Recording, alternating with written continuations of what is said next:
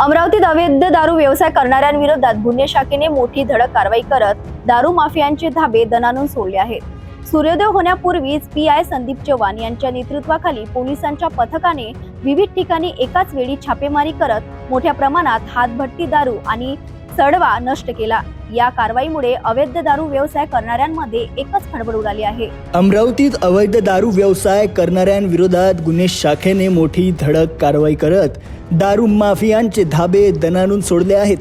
सूर्योदय होण्यापूर्वीच पीआय संदीप चव्हाण यांच्या नेतृत्वाखाली पोलिसांच्या पथकाने विविध ठिकाणी एकाच वेळी छापेमारी करत मोठ्या प्रमाणात हातभट्टी दारू आणि सडवा नष्ट केला.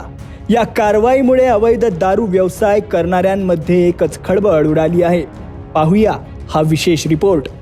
अमरावती पोलिसांच्या गुन्हे शाखेने दिनांक 29 मे 2026 रोजी पहाटे 5 ते सकाळी 8 या वेळेत मोठी संयुक्त कारवाई राबवली.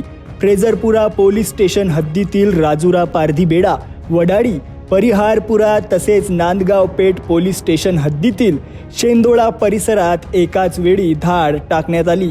या कारवाईसाठी गुन्हे शाखेचे 5 अधिकारी, 38 अंमलदार तसेच आरसीपी प्लाटूनचे 11 अंमलदार असे मोठे पथक तैनात करण्यात आले होते.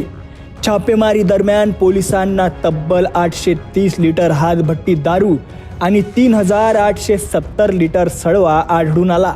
जप्त करण्यात आलेल्या दारूची अंदाजे किंमत 83,000 रुपये तर सडव्याची किंमत सुमारे 1,93,500 रुपये इतकी असल्याचे सांगण्यात आले.